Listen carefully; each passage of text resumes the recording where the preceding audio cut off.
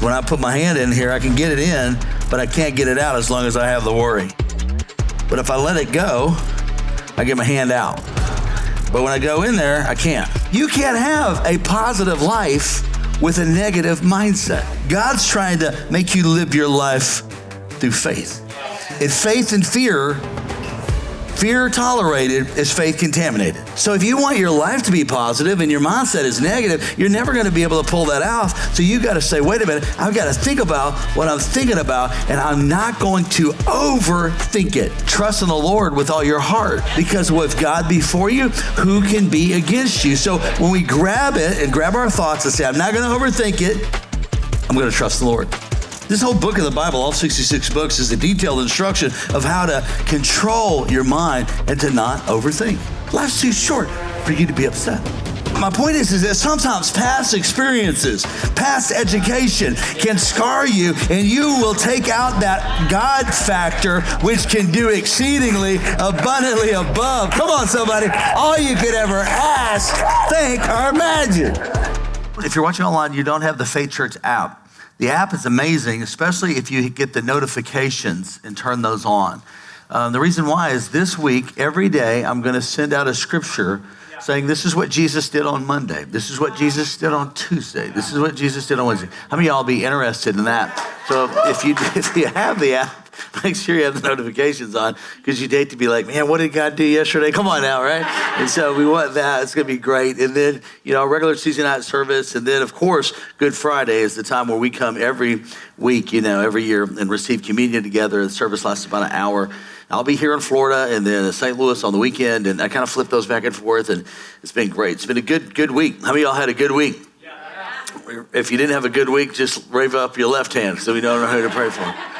All right, so many times we spend years and years learning to think the wrong way. How you think really matters. The Bible said, as a person thinks, so is he or she. There's a lot of scientific studies, we've done some of the past that talks about, the brain. We put the big brain on stage, remember that, and talked about the brain, and how many of y'all got a bigger brain than the person next to you, right? So it's like, man, my brain is big. But sometimes when you got a big brain, you tend to overthink. And you can get in a habit of just overthinking all the time, and just like your brain can have ruts in it, you could just be trained to think. In fact, I don't care where I go, if I'm at a college campus or I'm at a restaurant or whatever, I can't shut off the part of my brain that says the trash cans are full, that is dirty. Anybody else know what I'm talking about? I just can't. I hate it, but I just can't shut it off because I trained it to turn it on. And a lot of people, around me that are supposed to take care of that, they don't have their brain turned on like that, right? And so it can drive you nuts. And sometimes it's not a very far drive, right? So you might have spent years wrapped up in dysfunctional thinking in your past, and it's a powerful force. So if you struggle with negative thinking, don't be ashamed. It's Saturday night, watch it online. How many of y'all struggle sometimes with a little bit of negative thinking? You're like, man, if it can go wrong, I'm going to think of all the 10 ways it could go wrong, because you've been in a situation where you had to get scrappy and fight your way out a lot of times. And so there's nothing wrong with being optimistic. There's nothing really wrong with looking at scenarios and situations to go, hey, I want to make sure there's a couple of variables here, but you can train yourself to be so optimistic, you're actually pessimistic, and you're thinking it's never going to happen. It's a powerful force. And so if you struggle with negative thinking, this tonight is really going to help you. I made a slide for you. Overthinking focuses on what and how and when. And what and how and when. Overthinking focuses on, shout it with me, come on, St. Louis, what? The what and how and when. And what's going to happen? How is it going to happen? And when is it going to happen? And women tend to do this more than men. They're the ones that lay in bed going, gosh, how? And you look over here at this guy and think, he's sleeping, what? And then when? So overthinking does this. It says how, what, and when. I got a little video I want to show you. I saw it on TikTok this week, and I loved it because this little girl demonstrates really how overthinking kind of looks in real life. No, not your foot. Just put your foot down. Put your foot down. Put your foot down, Nadia. Put your foot down. Look it. Look. I'm right here. I got you. Naya, just put your foot down. Right there. See? I can't. Anybody ever felt that way? Oh, come on, raise your hand again. You're like, oh, just don't know what can happen in this situation. And then we stop enjoying our life. Chances are there's a lot of bad things happen in the world, but there's a lot of bad things that happen that you don't know they even happen. If you knew that you were on an airplane and the pilot was drunk, how many of y'all would rather not know he's drunk if you're in the air? Let's try that again if it's Saturday night. How many of you would not? Since we have no choice, how many of y'all would rather not know he's drunk? Some of you like, I do want to know if he's drunk because I want to get drunk. Come on, raise your hand. Okay. So we tend to overthink and we think it's going to be worse than it is. When God said, I will never leave you nor forsake you. So you take those thoughts and you grab them and you bring them captive, or you check them and go, that's not a godly thought. That's a thought that's going to steal my joy. It's going to steal my happiness. And then really what it does is it messes up your whole life. Now, sometimes you can get a text. I have a friend who, met them secularly, worked on getting them into church, which you should be doing, and did to somewhat. In fact, when I first saw this guy, I thought he would never go to church because I just, out of all the people on the plane that day, I didn't think he would be the one. He was. But then he kind of, he's very wealthy, so he kind of goes to church when he feels like it and kind of does it. And then he was checking his kid's phone recently, and he found out some stuff that really scared him. And it really checked him. And it was actually a good thing to see it so he could go, wait a minute. Now all of a sudden he said, I want to go to church. I want to bring my kids up in the house of the Lord. So there are things that we can do. I'm not saying to be just like, oh, whatever will be, will be. The future's not ours to see. No, we can kind of pre-program our lives and set up some barriers or some guidelines or some bumpers, like if you're bowling, and say what we don't do is that, and we don't go all the way over here. We keep it in the middle of the road. And for the most part, church, if it's not a part of your life, it's only 52 weekends a year. Okay, so if you're skipping Labor Day, Memorial Day, Time Change Weekend, we're losing a lot of them right here, and you're skipping a lot of them. I'm just real big on, my mind tells me, because I've seen it so many times, that people's lives fail when I go to the scene of the crash. When you look at it, it's a failed instruction. It's a failed instruction. So God said, trust not in your own mind, but trust in the Lord with all your heart. You know your heart can think. Your heart thinks.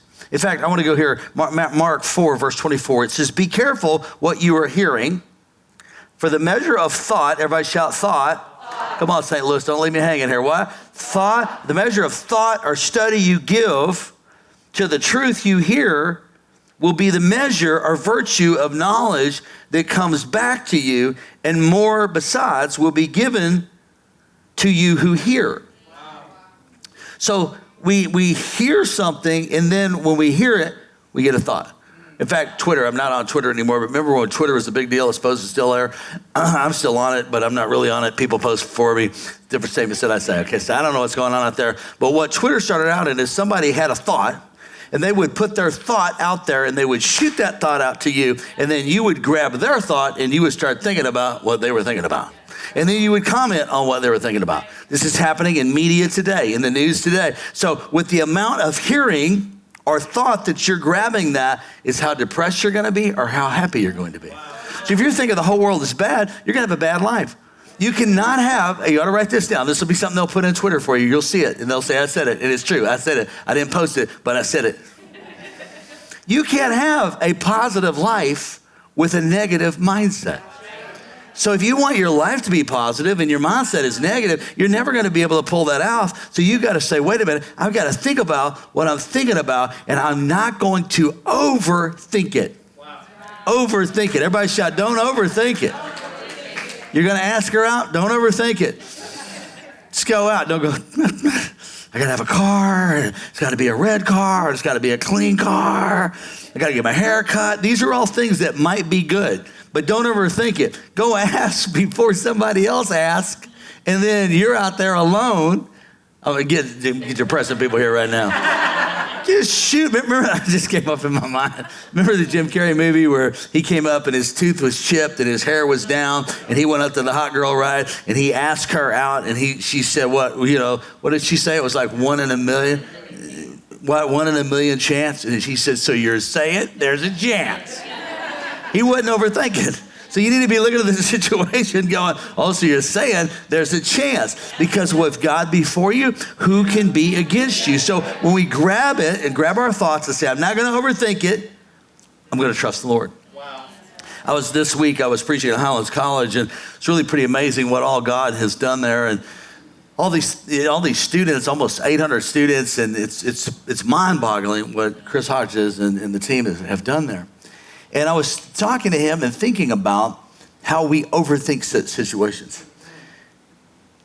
When we built Earth City, and I'll talk about it tomorrow and spend a little more time in it tomorrow because I'll be preaching at Earth City through video. And when we bought the building, in my mind, I couldn't figure out how we would pay for it. First of all, they said the taxes were like $1,000 a day. It's $365,000 a year just taxed on the building. Then they said that the electric bill was north of $20,000. And if I'd had the devil between my legs, I'd have beat him to death because I was like, oh my God, there's no way that this could be possible. And then we had to take out 2.2 million pounds of asphalt. And that means they all had to be ripped out and had to be hauled off. And then we had to carpet, we had to do all this stuff. And here's the kicker. We thought we could do this because we weren't overthinking it because we were stupid. We thought we could do this in 8 weeks. So we booked Joyce Meyer. By the way, I was on the phone with her today talking about the Battlefield of the Mind that she wrote in 1985 that's in over 120 languages, and she's coaching me through this sermon tonight. So if it's not too good, part of it's Joyce's fault. So we said, here's the date Joyce is going to open it. And somehow, some way, our team, our dream team, Austin, the whole crew, everybody, their work boots were literally carving holes in their legs. They were bleeding. But we got it done, and it was a miracle, and we were in that 8 weeks. It was just unbelievable. Now, here's the point, because we had no past experience, we didn't know it couldn't be done. We didn't know that this is impossible. We just thought with God, all things are possible, plus we're good, we can get this done. Now, time goes on. I don't know if you know this or not, but a couple years ago, we bought a church in Fairview Heights. And we have been trying to get it done. And now we're on our way, but it's going to be like September. So that's like, now just sign the contracts. They said we signed the contract in October, November, December, January, February, March, April, May, June, July, August, September. What a minute. We did this in 8 weeks. By the way, that campus is 24,000 square feet, and Earth City is 150,000 square feet. The math doesn't add up. My point is, by the way, for those of you who look confused, we also bought a building a long time ago in Lake Worth, Florida. Way more than 8 weeks ago. And it's the size of a Tic Tac. Come on, somebody. It's not that big. And somehow we can't seem to pull it off. Now, had we had this life experience of Fairview Heights and Lake Worth and whatever else, if we'd have saw Earth City, we'd have thought after everything we've been through with these other little campuses, my God, might take us, I hope I get it done by the time I'm 60. Y'all track with me right now? My point is that sometimes past experiences, past education can scar you, and you will take out that God factor, which can do exceedingly abundantly above. Come on, somebody. All you could ever ask, think, or imagine. So back to the college students that I left you in Birmingham, Alabama with a minute ago. They were all thinking they could change the world. They just got out of high school. And they're going to take mission trips, and they probably will. And they're going to build this, and they're going to build that. I didn't want to tell them, just get real. Let's be real. No. I don't want anybody to ever tell somebody with a dream to get real. What if they'd have told MLK, get real? What if they'd have told Jesus on the triumphal entry? Get this weekend, he's coming into town on a donkey. They're throwing palm branches everywhere. The donkey's overthinking it, going, man, I didn't realize I was such an awesome donkey.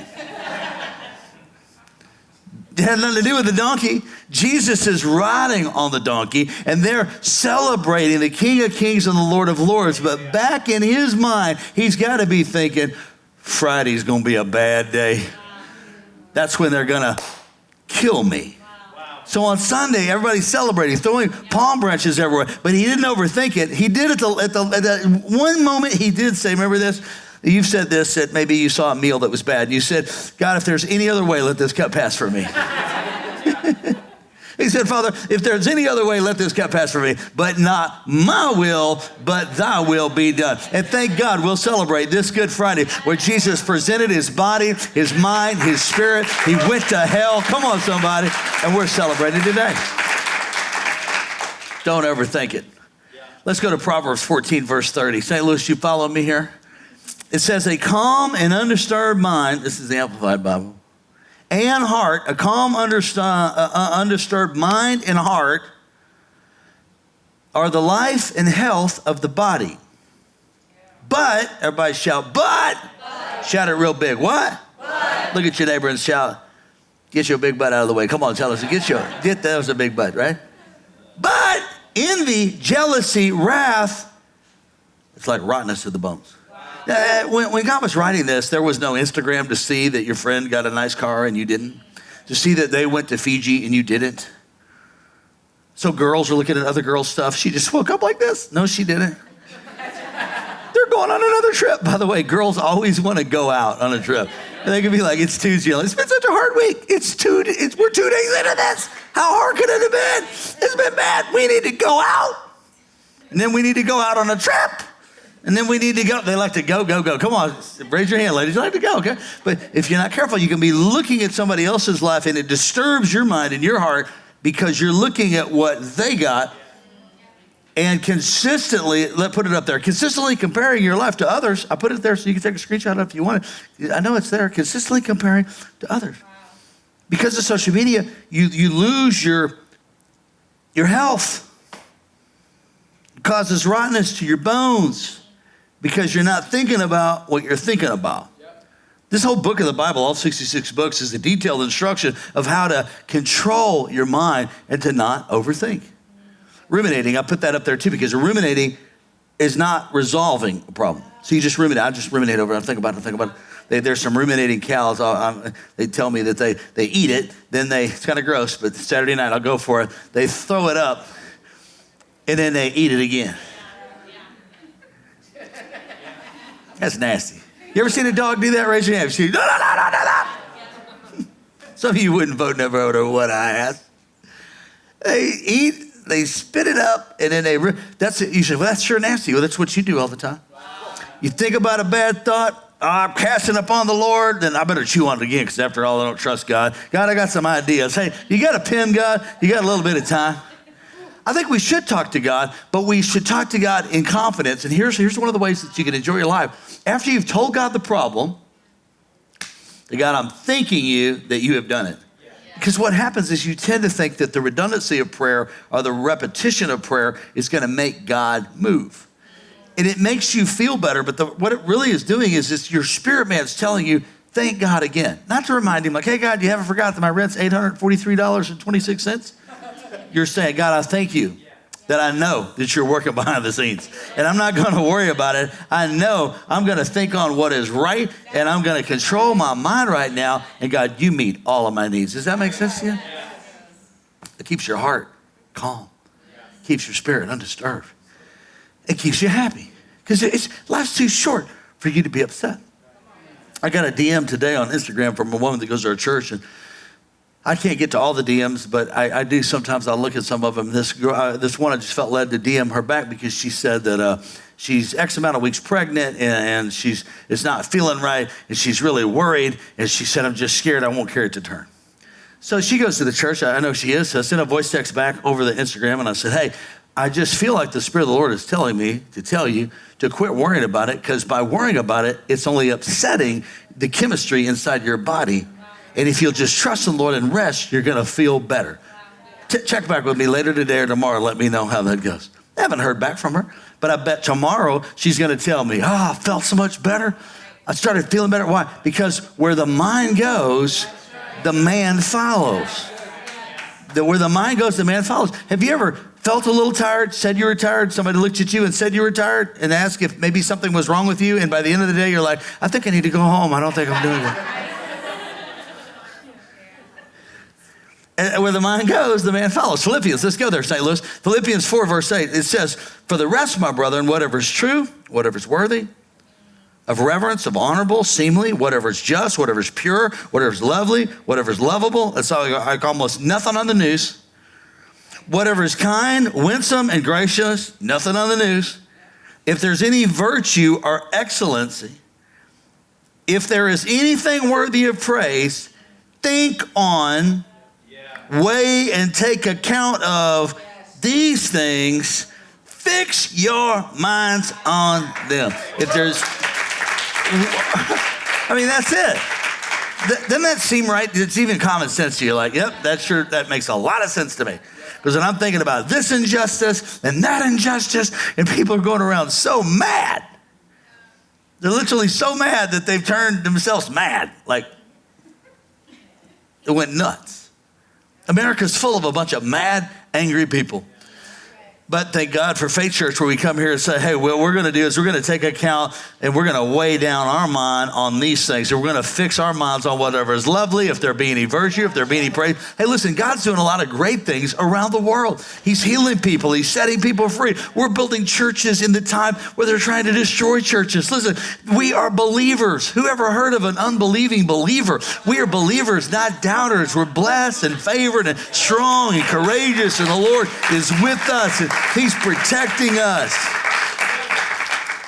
I was even thinking this week, because it breaks your heart when you see over in Russia that all those 40 people were massacred yesterday in that big venue, and ISIS came in and took credit for it, and they're such liars. You never know if it was them or not. It's like the devil always had to take credit. So it might have been them, might not have been, but 40 people just gunned down, and maybe over 100 people injured very severely. And man, I hate that.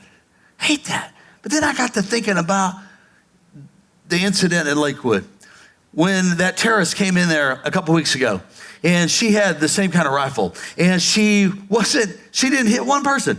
Point is over here at this place where, God, I hate that happened. That's tragic. I'm not making light of that. But I just think that's exactly what the devil wanted to do at the church. But no weapon formed against them prospered. And that person was taken out, and God rest their soul, and we hate that. But my point is, if you're not careful, you'll worry and fret and think, I'm not going to go out. I'm not going to live my life. No, you got to live your life and think, God, I thank you. He that dwelleth in the secret place of the Most High shall abide under the shadow of the Almighty. I will say of the Lord, He is my refuge and my fortress. My God, in Him will I trust. And you trust God, live your life, and don't ever think it. Remember when you were a little kid and it first came out that they were going to put razors in candy? Remember that? Come on, raise your hand if you're that old. It's like, I remember my dad, and they were like, you can't go out, you can't go trick-or-treating. They're putting razor blades in candy.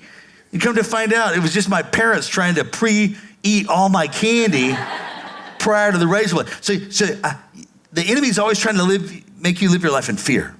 God's trying to make you live your life through faith. And faith and fear tolerated is faith contaminated.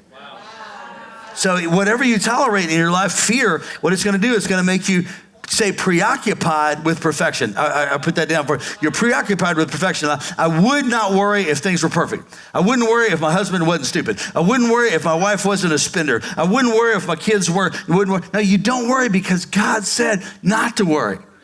He said, consider the lilies of the field. They neither toil, they don't sow, nor reap, and the Heavenly Father looks out for them. Consider the birds of the air. God looks out for them. He said, don't you think that you're more precious than them? He knows the hairs on your head.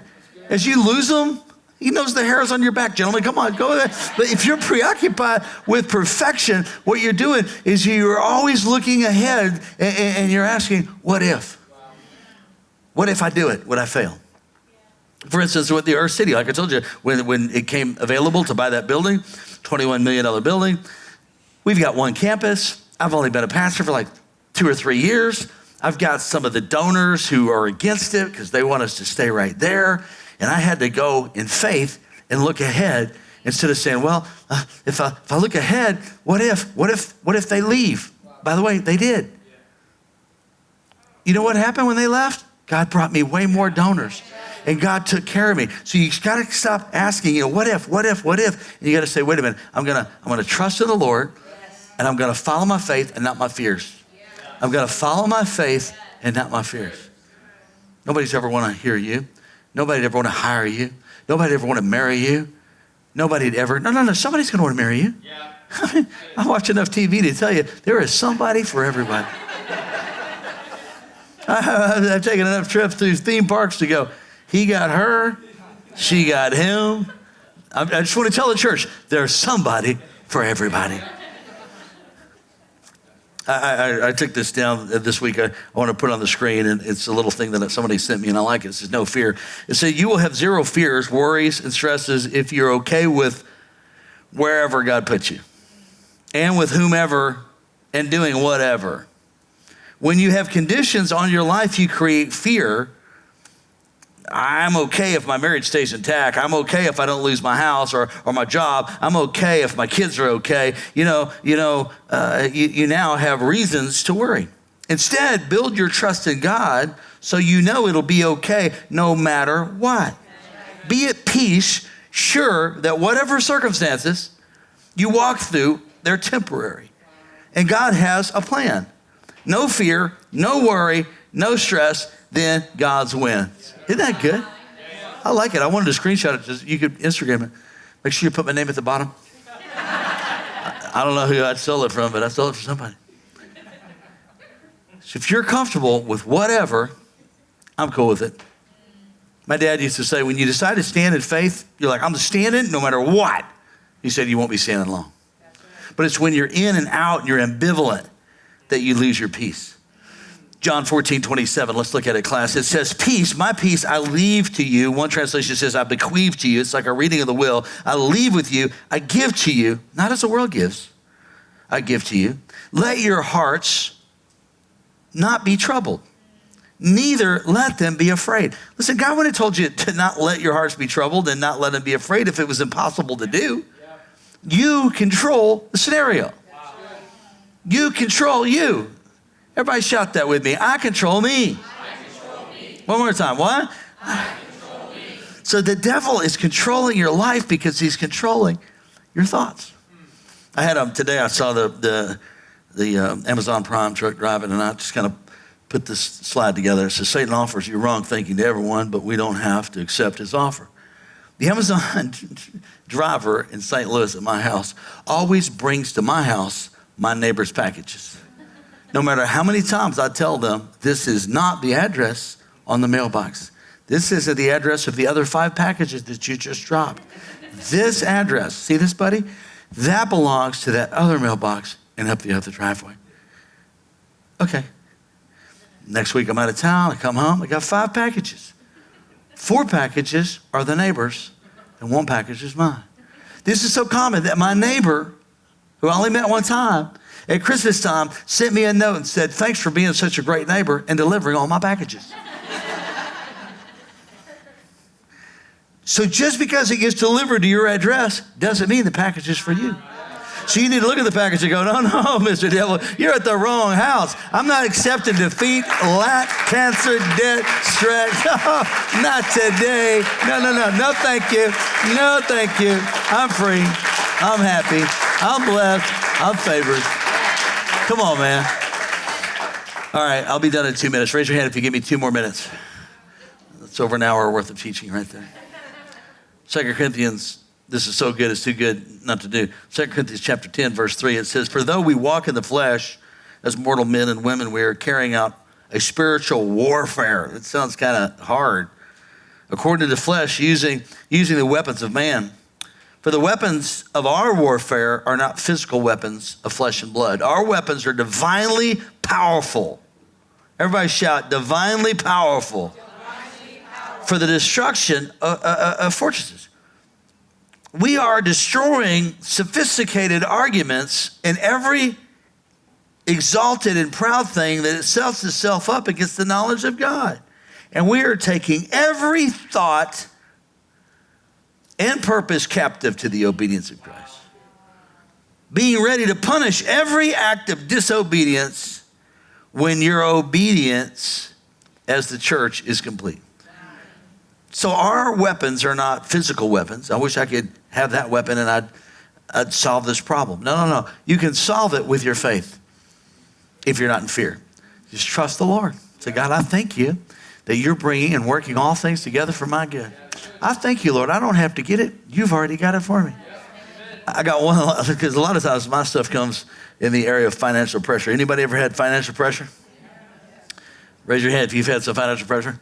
If you haven't raised your hand, I want to talk to you after church tonight because we need a check from you. And this is so cute. This is like me almost every week. I'm praying for money. Look at this little kid. Watch this. So cute.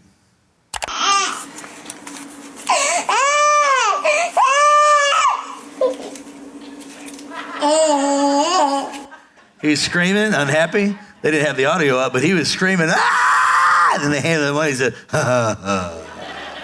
Stand up with me right now. You can't live your life, as I said, with a happy, expected future if you don't enjoy your present right now. You know, we had this here because this illustration is when I put my hand in here, I can get it in, but I can't get it out as long as I have the worry. But if I let it go, I get my hand out. But when I go in there, I can't. So a lot of you look like this at church. You're like, trying to button your shirt, pick your nose. Can't walk it through life like this, with this weird extremity. But if I let go of it, I get my hand out. So you're sticking in there going, well, I better worry about that. I better concern myself about that. I better think about that. My husband's not thinking about it. So this problem ain't gonna solve itself. No, it's not gonna solve itself. God's gonna solve it when we trust in God. But every time you stick your hand in there, it really limits your ability to type, text, shake hands, hug, make a hot pocket. Come on, go with me right now. You can't punch the microwave. You can't put in the numbers on your Netflix account. You can't do nothing. But if you let go of what's in there and you say, no, this is yours, God, and I'm going to put it over here, and the rest of this week, I'm just going to try it during Holy Week. Every day when I get the notifications on the app, I'm going to try this every week, all week. I'm going to say, God, I thank you and I praise you, Lord, that you're taking care of this. Oh, you're going to have to go back for surgery. Nah, but I don't. But if I did, God was with me before and he'll be with me again. Oh, but what if the baby comes early? No, the baby's coming right on time because I'm not overthinking the process right now. With long life, he's going to satisfy me and show me his salvation. I've never seen the righteous forsaken or a seed out begging for bread. I'm trusting God. I like that song we sing. I trust in God, my Savior, the one. We just ought to be singing worship songs. I want you to stretch your hands toward me today. If you say, Pastor David, I want you to pray for me. The sermon hit me good. It helped my spirit. Been overthinking money, been overthinking health, been overthinking marriage, been overthinking the kids. That's right, St. Louis, I see you. Online, Facebook, wherever you're at. Say, it's me, it's me, it's me. Father, I pray right now in the name of Jesus that every person in the sound of my voice that's been overthinking these scenarios and situations, they've got their hand in this proverbial vase and they're holding on to something they should let go. God, I thank you, Lord, that today's the day that they're going to cast all their cares upon you. Today's they're going to say, you know what, I'm going to let go of what was holding me and I'm going to trust God for my preferred future. And God, this is a special anointed Holy Week. We're going to be praying and fasting this week for lost people, our friends that we're going to invite to church. God, this is a week where you obviously went into town with the Palm Sunday, but then Friday was there. And then Silent Saturday while you were in hell defeating the enemy. And then God, you victoriously arise this next weekend on Easter. And God, we celebrate that. And if you suffered the mental anguish for us, we're not going to carry it any longer. We're giving it to you. We're trusting you. We give you our heart. We give you all the cares. In Jesus' name. Hey, thank you for watching Faith Church on YouTube. And I want you to subscribe so you can know whenever we go live and post new content. You can also comment below and let us know if the message spoke to you. When you're watching, also know that we want to pray for you. We want to know what's going on in your world. So you can comment below and we'll pray for you. Thanks again for watching on YouTube, and we'll see you next time.